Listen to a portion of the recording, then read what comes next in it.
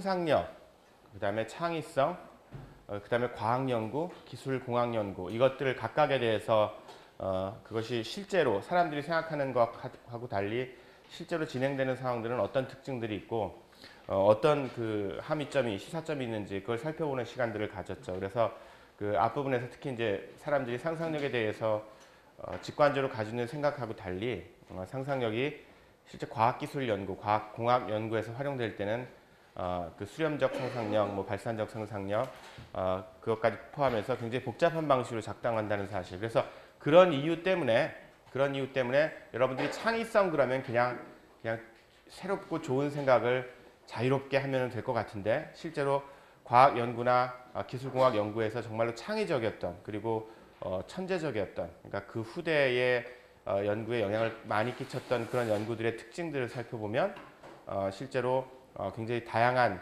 제한 조건들, 특히 이제 직센트미아이가 얘기하는 그 현장에서 연구 현장에서 사람들을 설득해내고 사람들이 궁금해했던 문제들을 풀어내고 하는 그런 일들을 할 수 있었던 능력이어야 된다고 얘기를 했죠. 그 다음에 그 과정에서 실제로 왜 그런 일들이 벌어지는지를 자세히 보려면 과학기술 연구가 얼마나 그 노동 집약적인지 굉장히 그 힘든 그리고 실제로 실험이 얼마나 잘 안 되는지 그러니까 그 안 되고 어려운 작업들을 잘 매니지 해가지고 잘 이렇게 관리해서 전반적으로 그 성공적인 연구 결과를 내기 위해서는 단순히 예를 들어서 여러분들이 학부 때 생각했던 것처럼 그냥 수학 문제 잘 풀고 그냥 숙제로 나오는 문제를 다른 애들은 한참 걸려서 푸는데 자기는 척척 잘 풀고 그런 친구들이 꼭 훌륭한 연구자가 되는 건 아니라는 거예요. 그러니까 그 능력이 나쁘다든가 아니면 도움이 안 된다고 얘기하는 건 절대로 아니에요. 오해하지 마세요. 당연히 남들보다 수학을 잘하고 그러면 좋겠죠.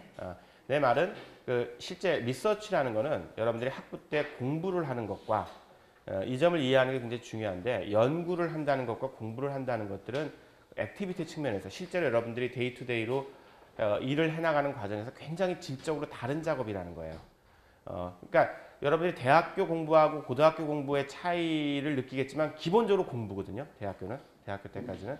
근데 이제 대학원생이 돼서 연구를 시작하면 사실은 모두 체인지가 이루어져야 되는데 제가 이제 그 실험실을 운영하시는 제 아는 친구 그 동료 교수님들 얘기를 들어보면 특히 석사 1학년생, 2학년생 어떨 때는 박사까지 좀 심각하게 얘기하면 아직 모두 체인지가 안 되는 경우가 꽤 있다는 거예요. 그러니까 아직도 그 학교 다닐 때 공부 모드로 하는 거죠. 그래서 그냥 이따가 지시 내리면은 이거 실험해라 그러면 실험하고 이거 큐트하면 그러니까 뭔가 이렇게 자기가 어떤 일들을 찾아서 실제로 그 연관성들을 찾아서 만들어서 연구를 수행하는 게 아니라 아직까지는 이제 숙제 나오면 숙제하고 숙제 없을 때는 좀 놀고 뭐 이런 어떤 그 상당히 수동적인 모드에 갇혀 있는 그 대학원생들이 많다고 하는데 그런 건 굉장히 위험한 여러분들의 그 장래 커리어를 위해서 굉장히 위험한 일이에요. 정말로 다르거든요. 그래서 그런 다른 과정에서 작동해야 하는 여러 가지 요인들에 대해서 우리가 뉴턴, 아인슈타인, 마르코니, 뭐 와트 이런 걸 가지고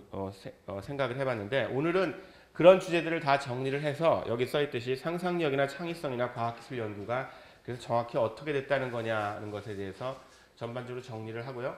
그 다음에 다음 주에는 일종의 특별 주제를 2개를 다룰 거예요. 그러니까 현대 과학기술 연구에서 그 사회적으로 그 다음에 문화적으로 상당히 민감한 주제인 그리고 요즘에 그 우리 수업 자체가 융복합적인 성격이 강하죠. 그러니까 그 융복합적인 성격이 강해서 실제로 그 연구가 성공적으로 이루어지기 위해서는 그 다양한 시각들이 결합될 필요가 있는 그런 연구 주제를 2개 다룰 거예요. 하나는 이제 그 흔히 그 공학 쪽에서는 인간공학이라고 얘기하고요.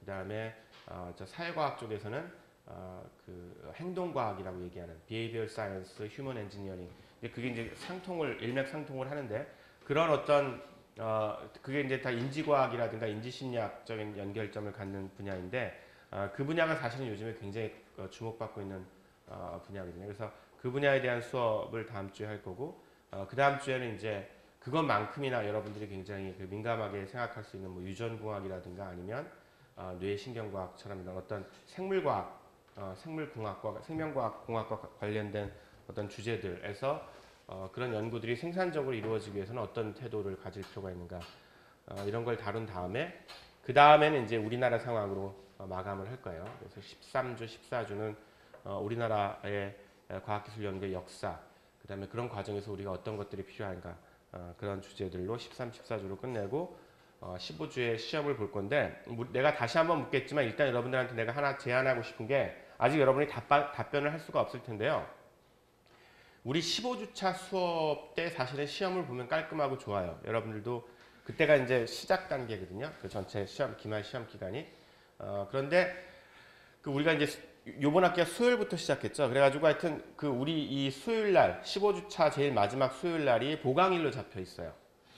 그래서 여러분들이 아직 지금 알 수가 없을 텐데 만약 이 수업을 듣는 모든 학생들이 하여튼 우리 수업 시간에는 보강을 안 하면 가능성이 꽤 있는데 우리가 9시부터 11시니까 그러면은 사실은 그 15주차 되는 날 시험을 보면은 딱 좋거든요. 그러면 내가 채점할 시간도 충분히 있고 여러분들도 훨씬 일찍 시험을 하나 끝내고 다른 시험 준비를 할 수가 있으니까. 그런데 원칙적으로 이게 학교 지정 보강일이기 때문에 그날 만약에 자기가 보강을 가야 되는 친구가 한 명이라도 있으면 할 수 없어요. 그러면 그냥 그 다음 주에 시험을 볼 수밖에 없어요. 그러니까 여러분들 그 다른 수업 듣는 거에서 보강 날짜가 요 수업 때 수요일 9시부터 11시에 정해지는지에 대해서 좀 신경을 쓰고서 좀 봐주기를 바래요. 내가 그걸 요 슬라이드에 넣는 걸 깜빡했는데 다음 슬라이드에는 꼭 집어넣을게요. 그래서 그거를 확인하고 운이 좋으면 우리가 모두 다 15주차 때 그냥 시험을 보고서 수업을 종료할 수 있기를 바라봅시다.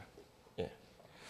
자, 그 다음에 지난주 강의 내용을 약간 되짚어 볼게요. 지난주가 좀 분량이 많아서 설명을 미처 깔끔하게 못한 부분들이 있어서 그걸 한번 자세히 좀 살펴볼게요.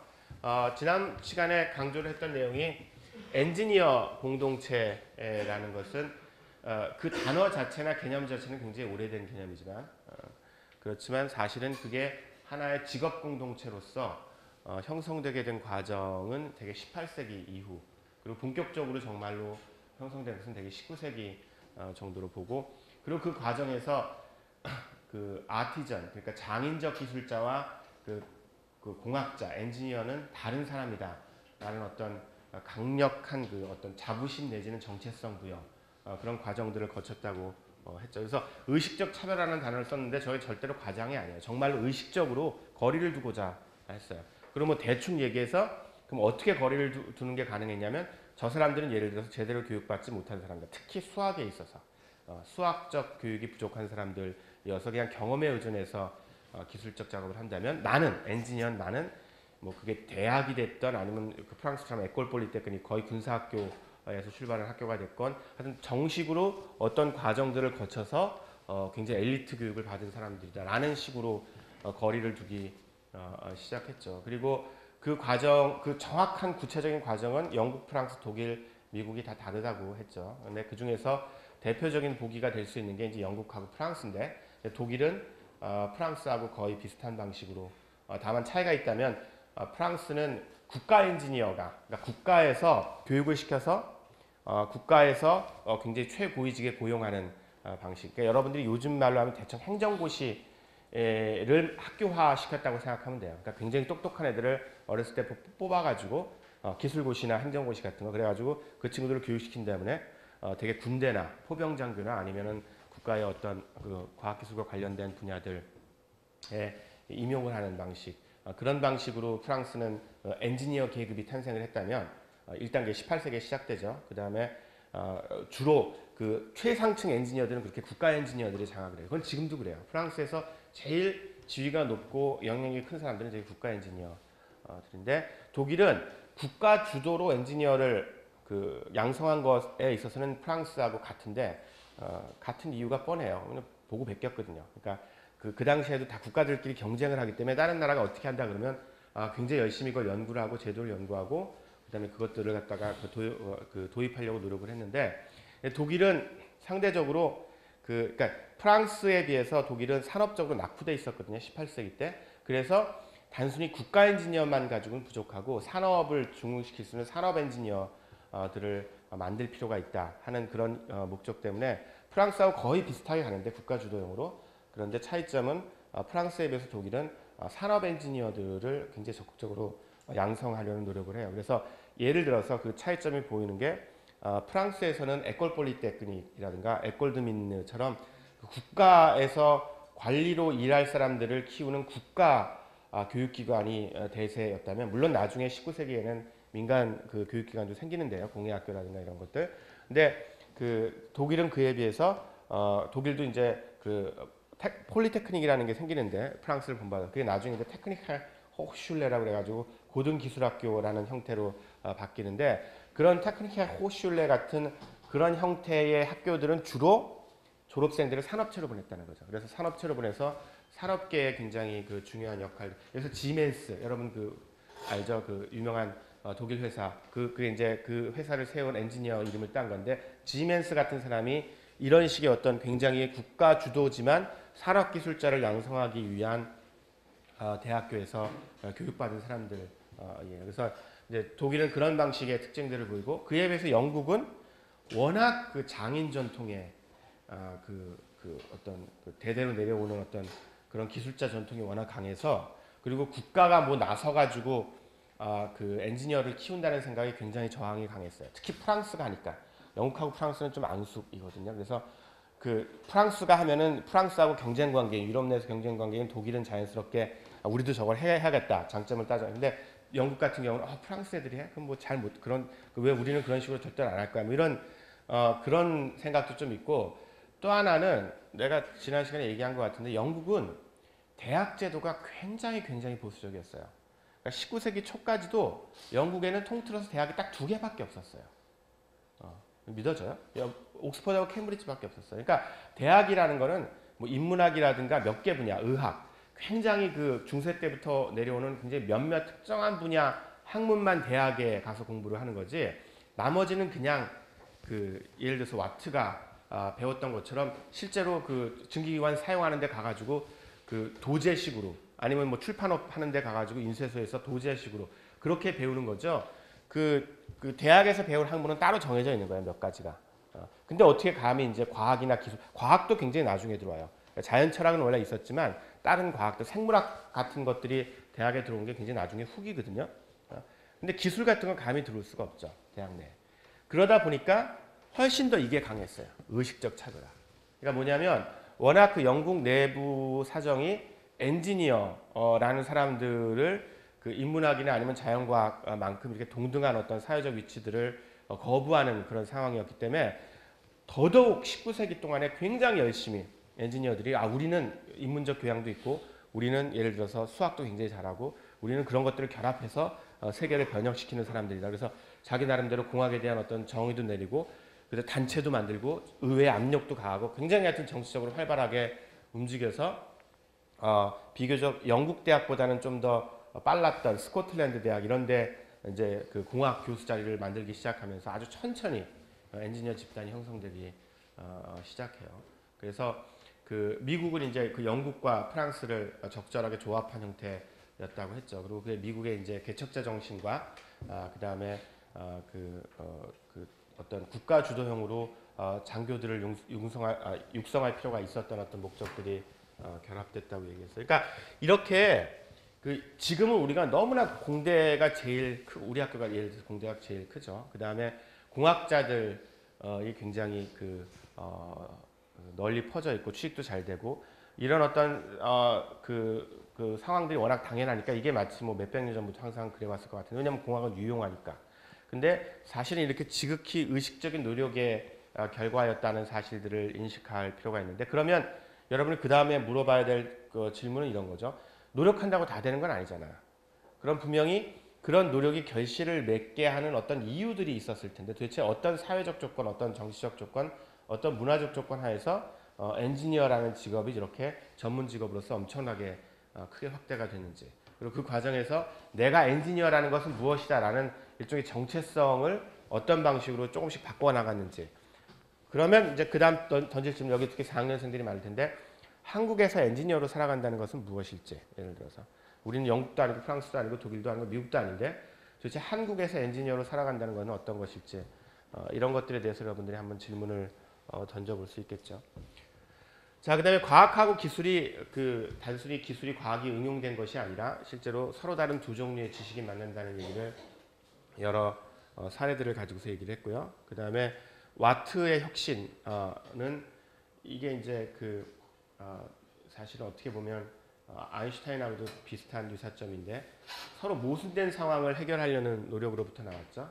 그러니까 그 증기관이 작동하기 위해서는 뜨거운 상황과 차가운 상황이 그러니까 그 뜨거운 증기가 팽창하고 그다음에 그게 다시 온도가 떨어져서 수축하고 이런 과정들을 피스톤이 왔다 갔다 하는 과정들이 반복돼야 되는데 그것을 어떻게 효율적으로 해나갈까 하는 것들을 고민하다가 얻어졌다고 얘기했죠. 여러분들이 아인슈타인 떠올려보면 아인슈타인도 정확히 그 역학에서 다이나믹스에서 요구하는 갈릴레오 상대성하고 그 다음에 전자기하학에서는 갈릴레오 상대성이 만족을 안 하는데 특히 비속도가 일정해 보이고 그런 모순된 상황들을 어떻게 해결할까를 고민하다가 결국 시공간 개념을 바꿀 생각을 했었죠. 그러니까 그런 식으로 그 모순에 집중하는 게 물론 어렵죠. 해결하기가. 근데 진짜 창의적인 작업들은 그렇게 어떤 모순된 상황들을 어떻게 우회하거나 해결할 것인가를 고민함으로써 얻어지는 경우가 많고 와트가 이제 대표적인. 그리고 이제 우리는 와트만 보는데 와트의 성공에는 사실은 머독이라든가 아니면 볼턴처럼 와트가 부족한 면들을 이렇게 어떻게 보면 보완해 줄 수 있는 사람들과 연대가 굉장히 중요했다는 거죠. 여기도 혹시 나중에 나가서 사업을 할 생각이 있는 사람이라면 자기가 모든 걸 다 할 수 있으면 좋겠지만 사실은 설사 그렇게 할 수 있는 사람조차도 자기도 할 수 있는데 자기보다 조금 더 특정 분야를 잘할 수 있는 사람을 같이 협력을 해서 할 때 훨씬 효율적일 수 있어요. 그러니까 자기가 아무리 똑똑하다고 해도 그냥 혼자서 밀어붙이는 것은 한계가 있을 수 있는데 그러니까 결국은 이 협동 작업이라는 것이 와트처럼 굉장히 대단한 똑똑한 혁명적인 혁신적인 기술자에게조차도 필요하다는 거죠. 그러니까 실제로 대부분의 이렇게 거대 시스템, 기술 시스템을 만드는 작업들은 한 개인의 힘으로 할 수 있는 일은 대부분 아니에요. 그리고 마르코니도 비슷한데 마르코니도 다양한 기술적 혁신들을 사들이거나 자신이 직접 여러 단계에 걸쳐서 계속 추가함으로써 그러니까 하나의 기술적 혁신이나 발명만으로 그 전 세계적으로 영향을 끼치는 기술들을 만들어낼 수 있는 경우는 없죠. 그런 경우는 없다고 얘기했어요. 그리고 그래서 마르코니가 무선 통신을 대안적 기술로서 그러니까 유선 통신의 대안적 기술로서 인식함으로써 인식하고 나서 그 인식을 실현시키기 위해서 굉장히 거대한 기술 시스템을 구축할 필요가 있었고 그 과정에서 흥미로운 점이 사실은 마르코니가 굉장히 운이 좋았죠. 어떻게 보면. 그러니까 사실은 과학적으로 틀린 가설을 믿고 있었는데 마침 이제 전리층이 지구에 있어 주는 바람에 성공할 수 있었다는 거. 사실 이게 다소 역설적이긴 하지만 과학하고 기술이 사실은 상당한 정도로 자율적이라는 게 서로로부터 오토노머스하다는 그런 걸 보여줘요. 그러니까 실제로 기술적으로 어떤 건 일을 해내는 일이 당연히 원칙적으로 대부분의 경우에 과학적 원리에 기반을 해야겠지만 어떤 경우에는 우리가 아직 알고 있는 과학적 원리가 부족하거나 불완전하거나 그럴 수가 있기 때문에 실제로 기술적으로 먼저 진보가 이루어지고 그 기술적 진보가 왜 가능했겠는가 하는 것들이 나중에 과학적으로 해명되는 경우도 꽤 많이 있다는 거예요. 그러니까 이 정도로 유명한 사례들이 아니어서 여러분들한테 자세하게 얘기해 주기 어려운데 굉장히 테크니컬한 측면에서는 실제로 그런 일들이 가끔 있어요. 먼저 기술적 고안물들이 먼저 나간 다음에 실제로 그것이 왜 작동하는지가 과학적으로 해명되는 경우가. 그래서 사실은 이제 공학자들이 그런 것들을 믿고서 이제 오바를 하는 경우도 굉장히 많죠. 왜냐하면 이제 그런 일들이 가능하긴 하지만 그럼에도 불구하고 그것이 왜 가능했는지에 대한 과학적 검토가 사후적으로라도 좀 철저히 이루어져야 되는데 그냥 얼핏 보면 가능한 것처럼 생각된 걸 그냥 밀고 나가다가 나중에 굉장히 실패하게 되는 경우가 꽤 있어요. 그러니까 항상 그 점검 작업이 굉장히 중요한데 특히 이제 성과를 강조하는 내가 이제 시간이 없어서 자세히 얘기할 수 없는데 우리나라에도 사례 연구가 몇 개 돼 있거든요. 특히 이제 성과를 내기를 요구하는 국가 연구소 같은 경우에는 이런 유혹에 빠지기가 쉬워요. 일단 하여튼 뭔가 실험 결과가 굉장히 뭔가 유망하게 한번 나오면 그걸 가지고 그냥 언론에 먼저 터뜨려 버리는 거죠. 사실은 과학적이거나 공학자들의 검증들을 이렇게 충분히 검토를 받은 다음에 실제로 이게 정말로 워킹한다 하는 것들을 확신한 다음에 사실은 그 다음 단계로 넘어가야 되는데 이제 워낙 결과가 섹시하고 멋있어 보이면 그냥 일단 먼저 언론에 터뜨리고 나중에 흐지부지 되는 경우 그런 경우가 꽤 몇 번 있었어요. 우리나라에서 이제 큰 대형 사고들이 몇 번 있었는데 자 이번 주 읽는 내용은 창의적 인물이 갖는 특징 뭐 이게 예를 들어서 뭐 if and only if 필요 충분 조건은 절대로 아니에요. 근데 이제 내가 계속 강조하지만 직선트 BI는 그 상당히 신뢰할 만한 게 한두 사람 이렇게 뽑아가지고 그 사람이 이러니까 창의적이었다 그래가지고 결과를 낸 게 아니라 굉장히 다양한 분야. 예를 들어서 뭐 문학도 있고 예술도 있고 무용가도 있고 하여튼 굉장히 다양한 인류가 이룩한 다양한 지적 혹은 예술적 문학적 여러 가지 성취들을 다 이렇게 그 망라해 가면서 각각의 분야에서 굉장히 창의적이었던 사람들을 다 심층 인터뷰를 한 수백 명을 심층 인터뷰한 자료들을 미안해요.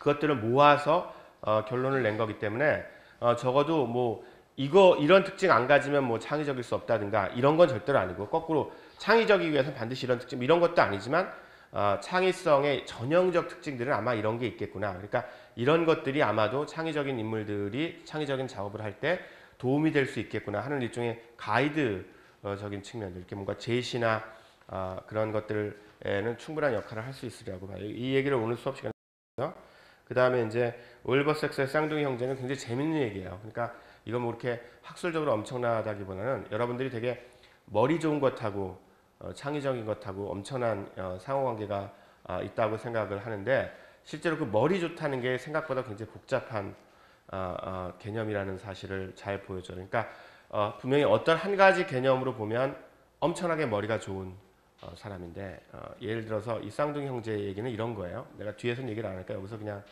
얘기를 해줄게요. 왜냐하면 그냥 여러분들이 보면 재밌을 얘기인데 올리버 삭스라는 사람이 뭐 여기 읽어본 친구들이 있을지 모르지만 뇌신경학자예요. 굉장히 유명한 사람인데 책도 많이 쓰고 이 사람이 이제 정신지체라고 하나 요새 그 용어가 계속 바뀌어가지고 그러니까 평균보다 지능이 떨어지는 사람들을 그러니까 그 사람들은 그러니까 사회생활하기가 쉽지 않겠죠. 그러니까 그 사람들을 수용하고 있는 어떤 그 병원에 그 요양원 같은 곳에 가가지고 이제 거기서 이제 근무를 할 때 얘기인데 이제 자기가 이렇게 그냥 지나가다가 어떤 방에서 쌍둥이 형제가 의자에 앉아가지고 별것도 안 하고 서로 싱긋 웃으면서 무슨 놀이를 하는 것처럼 보이는 걸 발견한 거예요. 저게 뭐 하나 그래가지고 한번 들어가 봤더니 어떤 한 친구가 둘이 쌍둥이인데 한 친구가 어떤 숫자를 얘기하면 다른 친구가 한 몇 초 있다가 또 숫자를 얘기해요. 그 다음에 또 몇 초 있다 숫자를 얘기해요. 이런 식으로 놀아요. 근데 서로 막 싱긋 웃고 막 그래요. 막 되게 좋아해요. 굉장히 재밌어하는 마치 여러분들이 오락게임을 할 때 그런 눈초리로 막 저 사람들이 뭐 하나 그래서 일단 그 숫자를 받아 적어 봤어요. 그게 되게 처음에는 4자리 숫자에서 시작했다가 몇 번 가더니 5자리 숫자로 가고 그 다음에 나중에 6자리 숫자로까지. 근데 재밌는 게 이게 이제 여러분들이 만약에 인지심리학을 들었으면 금방 와닿는 건데 컴퓨테이셔널 시어리 마인드라는 게 있어요. 그러니까 마음이 계산을 한다고 사람들이 믿는 이유가 그 인지 과정이 복잡하면 복잡할수록 시간이 더 걸리는 그런 현상들을 발견하거든요. 1950년대 인지심리학자들이 그런 비슷한 현상을 보는 거예요. 그러니까 4자리 숫자를 얘기할 때는 금방금방 얘기해요. 탁 얘기하면 탁 얘기하고 탁 얘기하고. 근데 5자리 숫자가 되니까 약간 시간이 좀 더 걸리는 거예요. 그 다음에 6자리는 한참 있다가 이게 뭔가 이 숫자들을 생각해내는데 뭔가 시간 지연이 있는 것 같다. 이건 코그니티브 프로세스다. 그러니까 인지 과정인 것 같다. 그래서 이제 그 숫자를 받아 적은 다음에 집에 가서 이제 물론 이제 짐작이 있었죠. 근데 올리버 섹스가 쓰기는 그렇게 안 쓰는데 이제 당연히 그 생각이 있었으니까 집에 가서 찾아보니까 그 수가 다 프라임 넘버인 거예요. 소수. 그러니까 1과 자신의 그 자신만으로만 나눠지는 수. 다른 거는 전혀 안 나눠지는 수. 근데 여러분 예를 들어서 4자리 숫자만 해볼까요? 5자리 숫자도 필요 없고 4237 소수예요? 소수 아니에요? 아는 사람? 그거 소수인지 소수 아닌지 알려면 어떻게 해야 되죠? 2부터 계속 나눠봐야 돼요. 미안해요. 짝수는 절대로 소수가 될 수 없어요. 2로 나눠지니까. 그래서 내가 4237 그냥 부른 거예요. 그러면 그게 소수인지 아닌지 알려보려면 나 같은 이제 그 평범한 사람은 어떻게 해야 돼요? 뭐 2는 안 될 테고 당연히 짝수가 아니니까 3부터 3으로 나눠보고 되는지 안 되는지 보고 그 다음에 4는 당연히 안 될 테고 5 되는지 보고 이런 식으로 가능한 숫자들을 4237까지 계속해서 나눠봐야죠. 그래서 그게 다 안 된다는 걸 알면 그제서야 이게 소수구나. 아니면 중간에 뭐가 나눠지면 소수가 아니다. 이럴 거 아니에요. 그렇죠? 근데 그 쌍둥이들이 그 놀이를 하고 있는 거예요. 하나도 안 틀리고. 그러니까 예를 들어 4237의 소수라고 치죠. 그러면 쌍둥이 A가 4237. 딱 그러면 B가 거의 뭐 1, 2촌도 안 돼서 뭐 5335. 딱 하면 또 C 웃고서 뭐 7247. 딱 하고. 그게 다 소수인 거야. 그 다음에 이제 그게 올라가겠죠, 점점? 5자리 숫자로 올라가. 뭐, 나는 상상하기도 힘들어요. 37,531. 뭐 이렇게 딱 부르면, 씩 웃고 한 몇 초 또 좀 있다가, 뭐, 47,135. 뭐 이렇게 얘기하고. 이런 식으로 해가지고, 그걸 가지고 놀고 있는 거예요. 그러니까 그 사람들의 두뇌가 수학적으로 얼마나 발달되어 있는지 한번 생각해 봐요. 무시무시할 정도죠. 그러니까 여러분들이 영화에서 나오는 천재는 저리 가라. 한 거예요. 나중에 인터뷰를 했어요. 그 친구들은. 그 친구가 지능 지수들이 되게 70, 60 뭐 이렇게 되는 친구들이에요. 그래서 봤더니 얘네들은 적어도 이제 언어 능력이 좀 떨어지니까 그 정확히 설명을 못 하는데 이렇게 그 숫자가 보인다고 얘기해요. 그러니까 우리처럼 우리는 계산을 해야죠. 어떤 게 소수인지 알려면 그게 아니라 이렇게 좀 신비롭게 무슨 이렇게 쫙 이렇게 펼쳐져 있는데 뭐 동산처럼 뭐 색깔이 있는 어떤 동사처럼 근데 숫자가 이렇게 거길 들여다보고 있으면 숫자가 이렇게 떠오른대요. 그러면 이제 그 숫자를 얘기하는 거지. 어마어마한 지적 능력이죠. 여러분 그게 어마어마한 지적 능력이라는 사실 특히 수학적 능력이 좀 있는 사람들은 되게 부러울 거예요. 야 어떻게 그걸 하냐. 그리고 실제로 굉장히 뛰어난 수학자 중에서 그런 능력을 가진 사람들이 일부 있어요.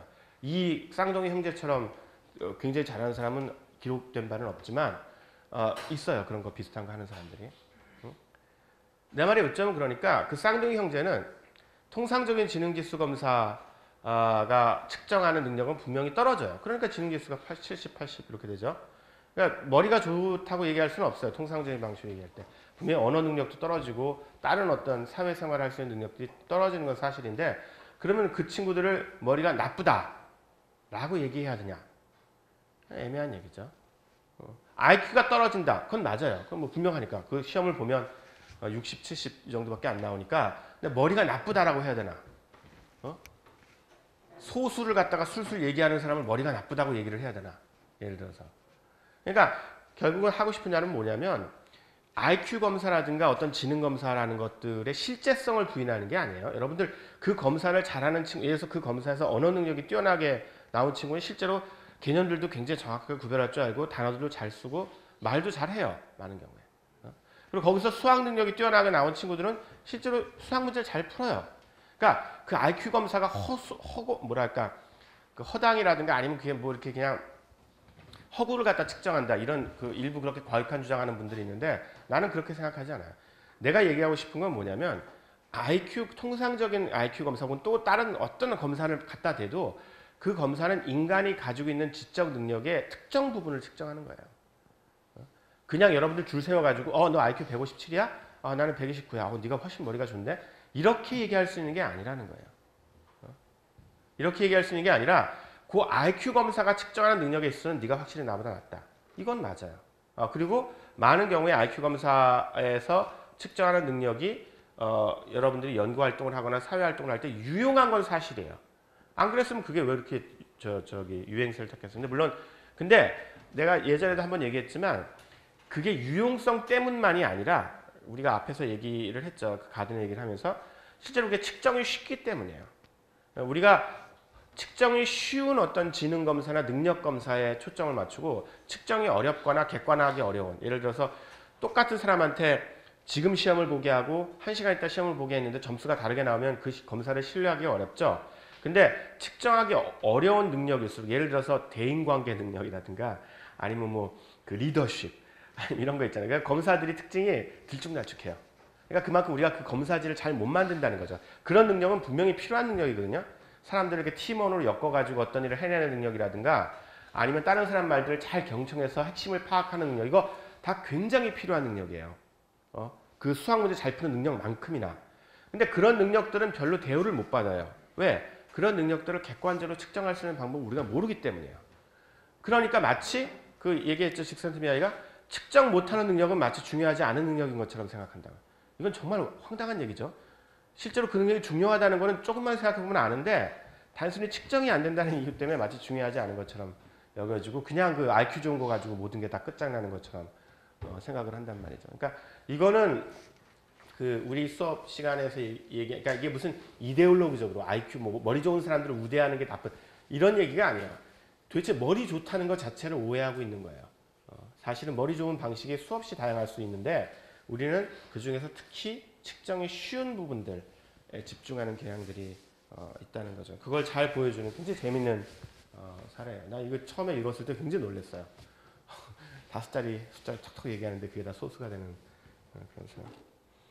그 다음에 이제 피카소 얘기. 요건 조금 할 거예요. 그러니까 피카소라는 사람이 어떻게 그 창의적이었는가를 보면 여러분들이 생각하는 것보다 훨씬 더 과학기술자가 창의적인 방식과 유사해요. 예술가는 완전히 다를 것 같죠, 완전히. 근데 실제로는 엄청나게 과학기술자가 창의적인 방식과 유사한 거. 자, 봅시다. 그래서 몇 가지 핵심들을 좀 정리해 볼게요. 그러니까 먼저 그 직센트미아에는 좀 일반적인 특징들을 먼저 많이 얘기하거든요. 그러니까 아까 얘기했듯이 예술과 문학, 뭐 무용하는 사람들 이런 사람들과 다 공유하는 창의성을 얘기하니까 이제 그거는 나중에 소개하고요. 일단은 우리 수업이 상상력과 과학기술이니까 과학기술 영역에서의 그 창의성의 특징들, 창의적인 연구는 어떻게 가능한가 하는 것들에 대해서 내가 그냥 간단하게 정리한 이게 뭐 엄청나게 심오하거나 뭐 깊이 있는 건 아니고요. 그냥 우리가 배운 내용들을 좀 요약해가지고 정리한 그런 거에 가까워요. 자, 뉴턴하고 아인슈타인 예를 한번 보면은 그 와트하고 마르코니는 사실은 이런 것들이 분명히 작동을 하고 있었는데 이 부분 이었는지가 좀 그렇게 분명하진 않아요. 근데 이제 그걸 확장해서 얘기해 줄게요. 일단 뉴턴하고 아인슈타인은 비판적으로 읽고 이해하라는 게 굉장히 중요했다는 사실을 우리가 확인할 수 있었어요. 그러니까 여기서 비판적으로 읽고 이해하라는 말은 예를 들어서 뭐 여기서 비판을 조심해야 되죠. 되게 이제 여러분 국어사전 한번 찾아보세요. 이번 기회에 집에 가서 비판을 한번 국어사전을 찾아보면 여러분이 일상적으로 알고 있는 의미의 비판은 두 번째 의미예요, 사실은. 뭔가 비난의 의미죠. 비판한다고 하면 제가 잘못했다고. 비판의 사실은 첫 번째 의미는 evaluation 한다는 거예요. 그러니까 그것을 요리 뜯어보고 그러니까 이게 어떤 면에서 장점이 있고 어떤 면에서 단점이 있고 꼭 장단점 문제가 아니라 요거하고 다른 개념하고 어떻게 연결되고 얘네들을 어떻게 그러니까 이것에 대해서 전면적으로 굉장히 다양한 각도에서 살펴보는 걸 비판한다고요. 영어도 그래요. criticize 한다는 말이 그냥 그게 단점 찾아가지고 거기에 대해서 굉장히 비난을 퍼붓는다는 뜻 그것도 있는데 그건 두 번째 뜻이고 사실은 제일 첫 번째 기본적인 뜻은 evaluate 한다는 거예요. 그리고 여러 가지 것들과 관계 짓는다는 거예요. relate 한다는 거예요. 그래서 그런 의미로 비판적으로 읽으라는 거예요. 드립다 그냥 나쁘다고 그거 쉽죠. 뭐 그냥 나쁘다고 하는 거예요. 쉽잖아요. 마음에 안 든다고 그냥. 그런 뜻이 아니라 그렇게 굉장히 꼼꼼하게 여러 각도에서 살펴보고 어떤 걸 선배학자들의 연구를 여러 각도에서 살펴보고 그것들을 통해서 그 다음 단계의 창의적인 연구가 나오는 거죠.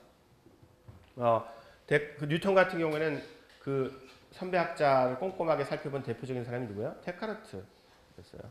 그 뉴턴은 대학교 시절 내내 데카르트 책을 거의 끼고 다니면서 데카르트의 그 당시에 최첨단 역학이나 수학 내용들을 아주 꼼꼼하게 그 뉴턴의 메모가 다 남겨져 있어요. 옆에다가 주석 따라가면서 이거는 뭐 실험적으로 이렇게 검증해 보면 되고 아마 이거는 이런 걸 갖다 잘못 쓴 것 같고 뭐 이렇게 아주 엄청나게 꼼꼼하게 그 데카르트 책을 철저하게 탐독함으로써 당시의 최고 수준의 자연 철학을 완전히 마스터하고 그거에 기반해서 그러니까 일단은 데카르트식으로 세계를 바라보고 그 과정에서 어떤 문제가 나타나는지 살펴보고 그것들을 뛰어넘는 그 다음 작업들을 한 거죠. 내가 단순히 여러분들 지금 하고 있는 공부를 열심히 하라는 뜻이 아니야. 공부를 열심히 하라는 뜻이 절대로 아니고요. 그걸 차이점을 얘기하기가 되게 어려운데 비판적으로 읽고 그러니까 그걸 갖다 그냥 막연하게 그런 거구나 그래가지고 그거에 따라서 문제 푸는 게 아니라 이 사람 무슨 생각으로 이런 얘기 그러니까 결국 이게 중요하다. 그러니까 내가 설명해 주기가 어려운데 왜냐하면 각 분야마다 워낙 다르니까 하여튼 그 분야에서 굉장히 중요한 이론이 있으면 그 중요한 이론의 핵심 그 중요한 이론의 모티베이션 그 다음에 그게 해결하고자 하는 문제가 뭔지 그 문제를 정말 해결한 게 맞는지 아니면 이걸 다르게 해결할 방법은 없는지 이런 것들에 대해서 끊임없이 질문을 던지고 그 파악하고 그 다음에 좀 더 나아가려는 자세 이런 자세로부터 사실은 창의적 연구가 나왔다는 거. 아인슈타인도 마찬가지였죠. 여러분들이 흔히 그 아인슈타인의 신화적 존재로 생각을 많이 하는데, 야, 그 별로 학교 다닐 때 공부도 못했는데, 그 다음에 다른 애들은 다 취직했는데 얘는 그냥 그 특허청 가가지고 그냥 뭐 비리비리하게 있었던 애가 갑자기 전 유럽을 떠들썩, 그러니까 천재는 천재야. 뭐 이렇게 이게 이제 일반적 담론이죠. 굉장한 오해예요, 그게. 그러니까 아인슈타인이 내가 그 얘기는 다 했죠. 성적이 나빴다고 했던 게 실제로 그 실험에 워낙 몰두하고 다른 일들을 했다는 거지. 여기서 공부 하나도 못했는데 그 당시 물리학 이론에 대해서 하나도 몰랐는데 갑자기 워낙 천재여서 그런 일을 했다는 게 전혀 아니죠. 그 다음에 아인슈타인의 특허청 경험이 얼마나 사실은 상대성 이론에 대한 아인슈타인의 그런 연구에 도움이 됐는지도 얘기를 했죠.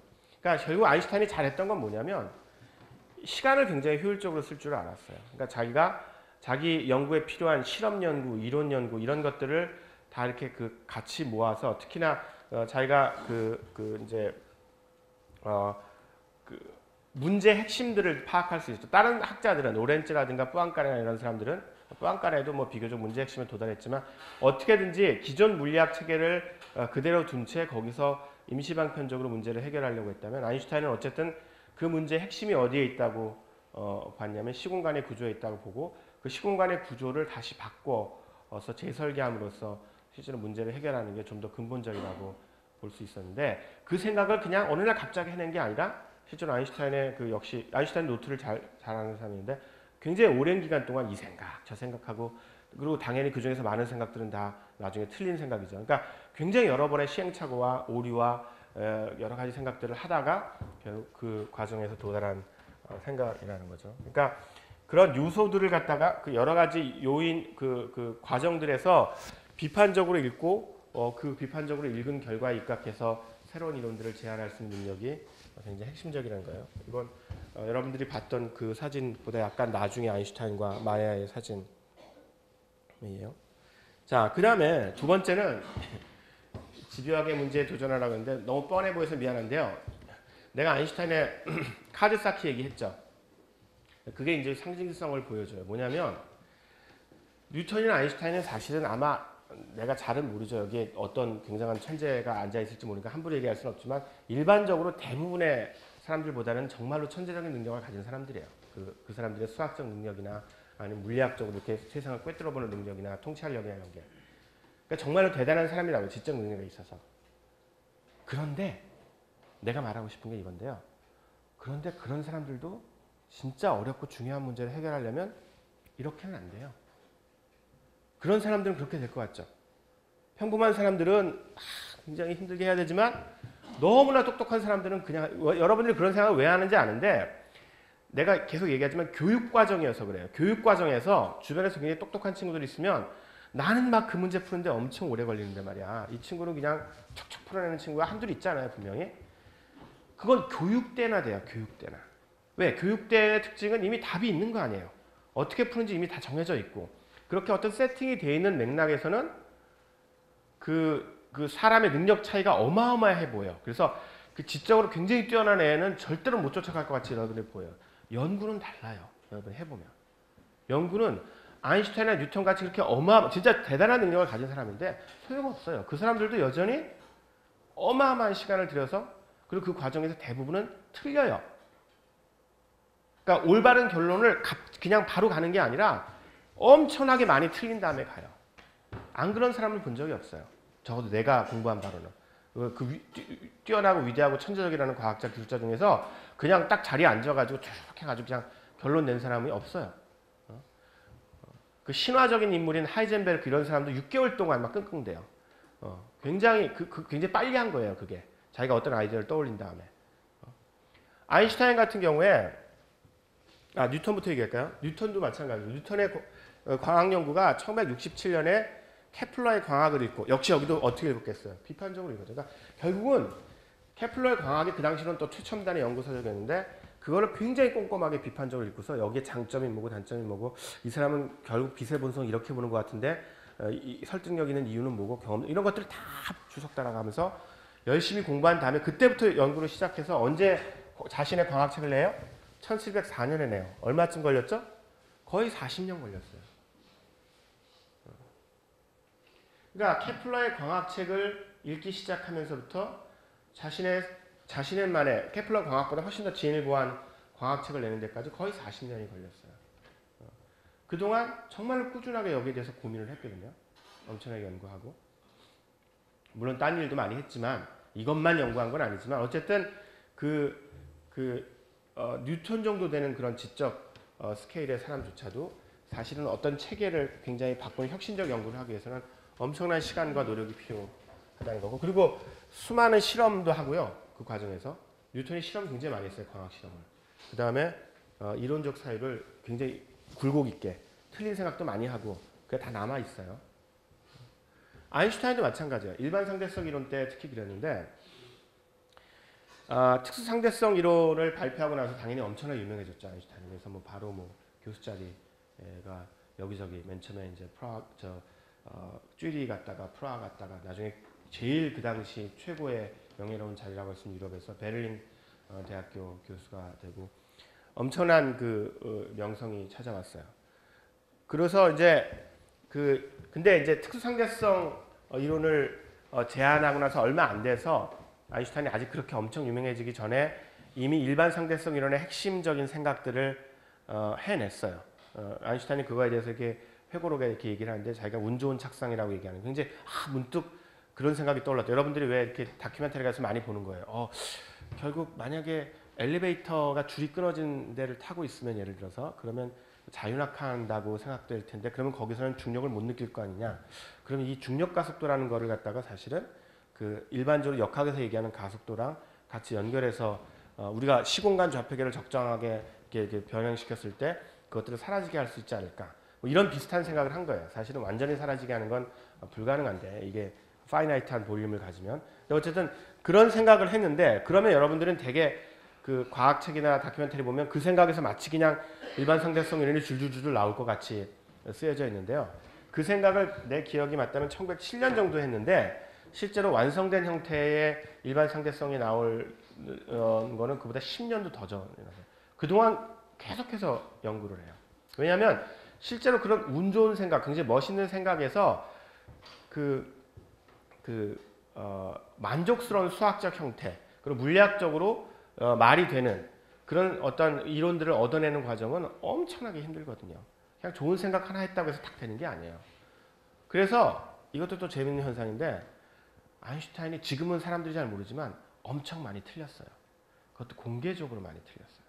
뭐냐면 이런 식이죠. 이게 시공간적으로 어떤 수학적 특성을 코베리언트하다는 수학적 특성을 만족해야 되거든요. 근데 아주 코베리언트한 폼을 갖다가 자기가 만들어냈다고 생각해가지고 자신만만하게 딱 발표를 했는데 아인슈타인이 근데 공개적으로 그게 틀렸다는 사실이 알려져가지고 창피를 서너 번 당했어요. 아인슈타인도 그렇게 엄청나게 틀려요. 그게 사실은 하나도 이상하지 않아요. 왜냐하면 너무너무 어렵거든요. 그런 이론들을 갖다 제대로 이렇게 만들어낸다는 게 굉장히 어려운 일이에요. 그냥 머리 좋으면 되는 게 아니에요.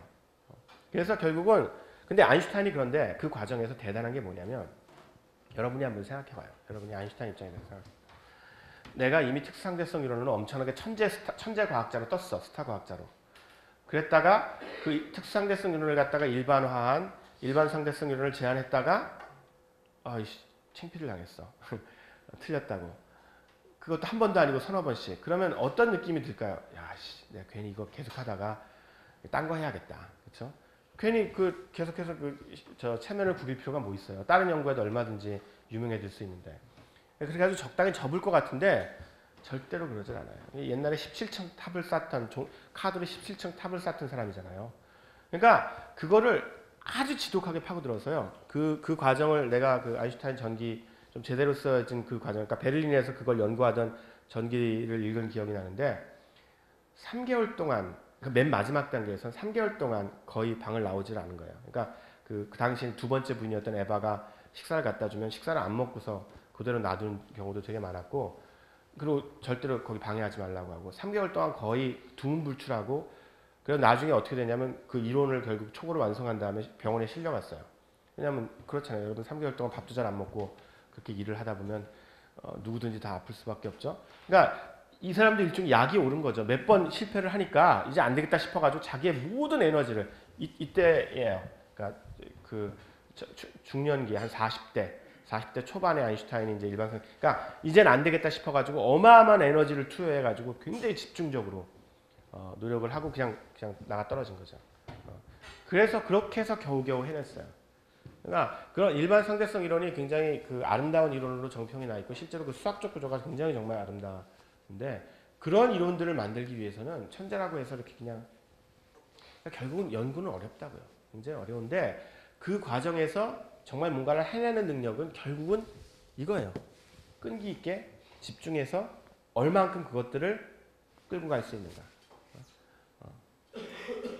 아인슈타인처럼 3개월을 끌고 갈 수 있으면 해낼 수 있고 예를 들어서 뭐 한 일주일 하다가 머리가 너무 안 돌아가고 난 힘이 들어서 못하겠다. 그러면 안 돼. 그러니까 체력이 정말 중요해요. 머리가 중요할 것 같죠? 머리도 물론 중요하겠지만 사실은 체력이 더 중요해요. 훌륭한 연구자가 되기 위해서는 체력적으로 굉장히 튼튼히 할 필요가. 그래서 체력이 뒷받침이 안 되면 실제로 연구 능력, 창의성도 없어요. 역설적으로 들리지만 그러니까 여러분의 창의성 그러면 자꾸 머리하고만 연결을 짓는데 실제로 연구할 수 있는 능력의 상당한 정도는 굉장히 여러 가지 것들이 다 결합되는 거지 이것만은 아니에요.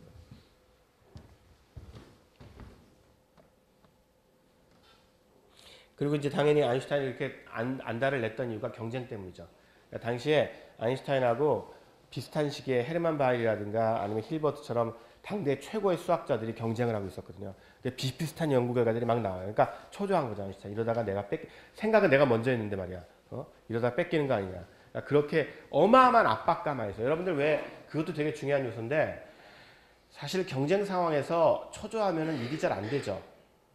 그리고 이거 잘 못하면 어떡하나 이런 불안감 이런 거 있으면 잘 안 되잖아요. 그러니까 그런 것들에 의해서 휘둘리지 않고 엄청난 집중력을 발휘할 수 있는 능력이 사실은 굉장히 중요해요. 물론 굉장히 어려운 일이죠. 그렇게 한다는 게. 근데 그런 능력들, 그러니까 굉장한 그 스트레스를 받는 긴장 상황에서 내가 나만큼이나 똑똑하고 어떻게 보면 나보다 더 똑똑할지도 모르는 그 국제적인 경쟁자들이 비슷한 주제를 같이 연구하고 있고 그런데 누가 먼저 하느냐가 지금 이제 경주인 그런 상황에서 여전히 평정심을 잃지 않고 어마어마한 집중력으로 결국은 해내는 그런 능력들. 이런 능력들은 사실은 내가 여태까지 살펴본 유명한 과학자들의 전기나 공학자들의 전기에서 굉장히 자주 목격되는 거예요. 굉장히 오랜 시간 동안 굉장하게 집중해서 일을 해내지 절대로 워낙 똑똑하니까 그냥 순식간에 뭐 하루 이틀 만에 일주일 만에 그렇게 해내는 사람을 내가 한 번도 본 적이 없어요. 내가 읽은 전기 중에서는 제대로 된 전기, 위인전 스타일로 이렇게 막 왜곡한 전기 말고. 자, 그 다음에 주의 깊게 관찰하라. 이게 뭐냐면 이게 아인슈타인이 학교 다닐 때 실험하던 사진이에요. 아인슈타인이 쭈리 공과대학에서 주로 실험 많이 했다고 했죠. 실험실에서 맨날 있다가 민콥스키가 내 수업에도 잘 안 들어오는 그 아인슈타인이 그 상대성 이론 발견한 게 맞냐고 그렇게 얘기를 했다고 했죠. 예, 실험을 굉장히 잘했었는데 이 사진은 실험실에 있는 사진은 맞는데요. 쭈리 공과대학 시절 사진. 이 사람은 그때 사진은 아닌 것 같죠? 하여튼 그 사진에 대해서는 다음 시간에 얘기를 해줄게요. 내가 약간 헷갈리는데 어쩌면 베를린에 와서 다른 실험 물리학자들하고 찍은 사진, 프리츠 하버인 것 같기도 하고. 헷갈리네. 예. 자, 중요한 건 뭐냐면 잘 알려진 현상. 그러니까 일반적으로 이런 그 사람들의 특징이 뭐 뉴턴만 알고 있었던, 아인슈타인만 알고 있었던 어떤 것 때문에 일을 할 것 같잖아요, 왠지. 왜냐면 그 사람만 했으니까. 그런 경우가 별로 없어요. 사실은 누구나 다 그 사실을 알고 있었어요. 그런데 그 안다는 게 좀 묘해요. 그 안다는 게 그 현상이 있다는 사실은 알려져 있어요. 그런데 그 잘 알려진 현상을 다른 사람들이 주목하지 않았던 측면에 주목을 하는 거예요. 그러니까 무슨 말이냐면 빛의 속도가 일정하게 유지되는 것처럼 보인다가 알려져 있었어요. 예를 들어서. 그 다음에 맥스웰 방정식하고 뉴턴 역학하고 서로 모순을 일으키는 알려져 있었다고요. 다. 그 당시 웬만한 물리학자라면 다 알고 있던 사실이에요. 그러니까 아인슈타인만 특별하게 뭔가 비밀을 알고 있었다든가 특별한 어떤 실험 결과를 알고 있었다든가 특별한 수학적 재능 그런 건 아니에요. 근데 왜 아인슈타인만 했느냐? 그거는 아까 얘기했듯이 다른 사람들이 주목하지 않았던 방식으로 그 문제를 볼 줄 아는 거예요. 그러니까 다른 사람들은 어떻게 그 기존의 그 전자이론이라는 틀 내에서 문제를 해결하려고 했다면 아인슈타인은 시공간이라는 다른 측면들을 본다는 거죠. 마찬가지로 뉴턴은 당시 데카르트 그 자연철학의 입장에서는 항상 눈에 보이지 않는 작은 입자의 충돌로 운동으로 세상을 설명했어야 되는데 물론 처음엔 뉴턴도 그렇게 시도했죠. 근데 그게 나중에 잘 안 되니까 결국은 실제 나는 가설을 만들지 않는다라는 식의 어떤 선언을 하면서 눈에 보이지 않는 원격자 경영, 그러니까 그 사이에 아무것도 없어도 질량만 있으면 힘이 가는 그런 형태로 사실은 현상들을 잘 설명할 수 있다 하는 걸 제안하게 되죠. 그러니까 이런 식의 어떤 잘 알려진 현상이라도 그 현상을 다른 방식으로 보려는 그 과정에서 굉장히 중요한 게 뭐냐면 흩어져 있었던 여러 가지 사실들 사이에 숨겨진 연관관계를 파악하는 게 되게 중요해요. 여기서 숨겨졌다는 건 누가 숨겨놨다는 게 아니에요. 누가 이렇게 막 감춰놨다는 게 아니라 다른 사람들은 못 보는데 누군가는 보는 그런 연관관계죠. 여러분들 왜 뭐 추리소설이나 이런 데서 그런 건 많이 등장하죠. 다 같이 보는데 물론 이제 사실 추리소설은 상당히 신화적이에요. 그렇게 왜냐면 어차피 그 작가가 그런 식으로 만들어 놓은 거니까 뭐 셜록 홈즈나 이런 거 보면은 탁탁탁탁탁 이렇게 다 똑같이 다 봤는데 나는 그 사이의 연관관계를 못 읽었는데 그 탐정이나 그런 사람들은 저게 저렇게 되면 이렇게 되고 그래서 결국 이렇게 되니까 이렇다는 거다 이런 식의 굉장히 그럴듯한 얘기들을 해내잖아요. 이제 물론 그건 이제 극화해가지고 너무 과장한 거지만 실제로 그런 측면들이 좀 있어요.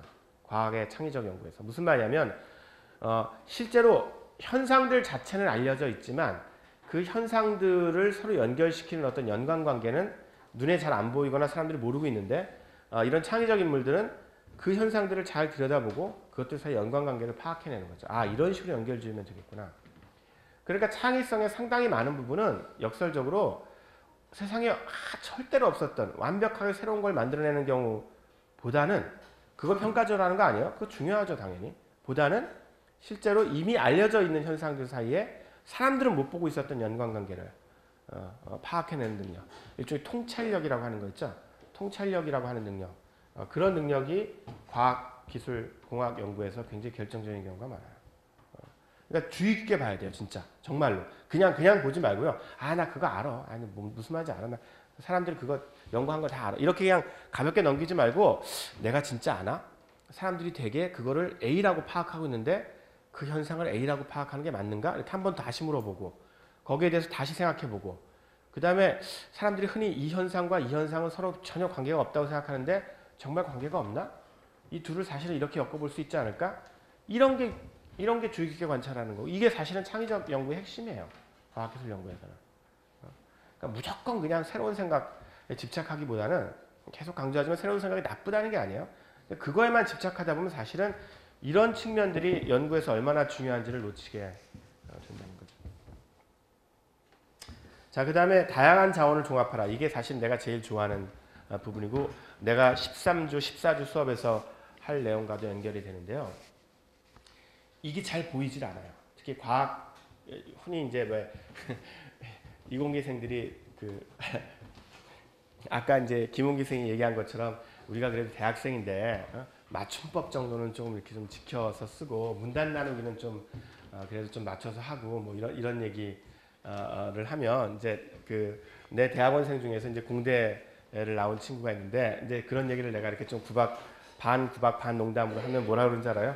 제가 공대를 졸업했어요. 이러면서 근데 공대 졸업한 거랑 그건 무슨 상관이에요? 그러니까 여러분들이 그렇게 생각하는 게 뭐냐면 이공계생이라는 거는 워낙 우리는 수학하고 이렇게 몇 가지 우리 공부에 관련된 요 내용만 알면 되는 사람들이기 때문에 다른 거 모르는 거는 그거 뭐 당연하지 않아요. 너희들도 예를 들어서 인문사회 너희들도 과학기술 모르지 않냐. 그러니까 우리 어차피 다 모든 사람들은 다 전문화되기 마련이고 그러니까 예를 들어서 뭐 글을 못 쓴다든가 뭐 이런 것들은 뭐 아니면 뭐 다른 분야에 관심 별로 없다든가 이런 거는 별로 그렇게 신경 쓸 문제가 아니다.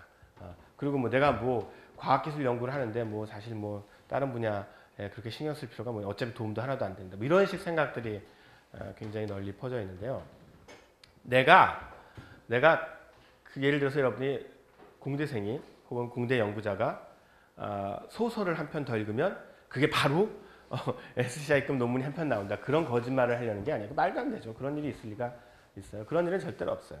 근데 중요한 건 뭐냐면 아까 여태까지 앞에서 했던 얘기를 살펴보면 사실 여러분들은 그 순간이 되기 전까지 내 연구의 돌파구가 어디서 나올지 절대로 알 수가 없어요.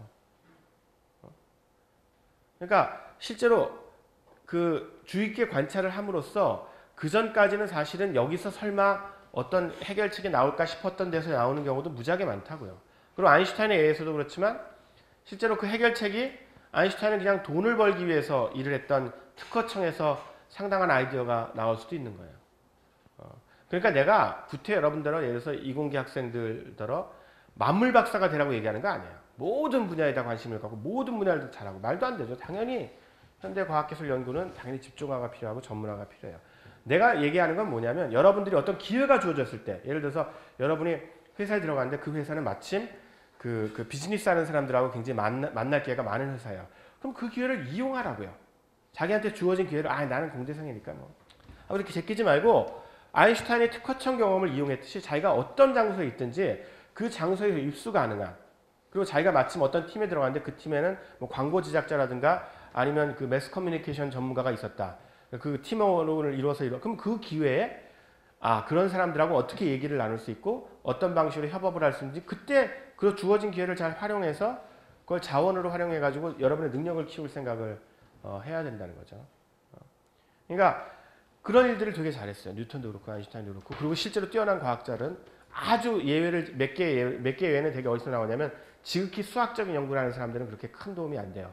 왜냐하면 워낙 추상적인 수학적 연구를 하는 분야들은 실제로 거의 일상생활하고 거의 떨어져 있는 연구이기 때문에 근데 그런 어떤 아주 극한 예외를 제외하고는요 내가 살펴본 거의 모든 과학기술자의 경우에 실제로 그 사람이 어떤 일을 굉장한 일을 했는데 그걸 살펴보면 그 사람의 커리어를 살펴보면 그 커리어 과정에서 그 일을 하기 위해서 필요한 여러 가지 능력들이 다 구비되어 있었어요. 마르코니를 생각해봐요. 어렸을 때 화학실험, 전기실험 굉장히 잘했죠. 그 다음에 어렸을 때부터 부모님을 통해 가지고 사업적 기회, 그러니까 이걸 갖다 그냥 기술적으로 연구하는 것보다 아니라 사업적 기회를 할 경험들을 쌓았죠. 그래가지고 영국 해군에다가 팔려고 하다가 실패하고, 그 다음에 워낙 부유한 집안이었기 때문에 이제 그 커넥션도 많았죠. 그러니까 그런 여러 가지 자원들이 다 동원돼서 어떤 일을 하는 거지. 그냥 여러분들이 지금 교육받는 과정에서 그냥 수학 문제 잘 풀고 공학적인 문제들 이렇게 답 시험 잘 보고 그게 계속 얘기하지만 중요하지 않다는 게 아니라 그것만 가지고 실제로 과학기술 연구가 이루어지진 않아요. 마치 그런 것처럼 보이죠. 학부 때는.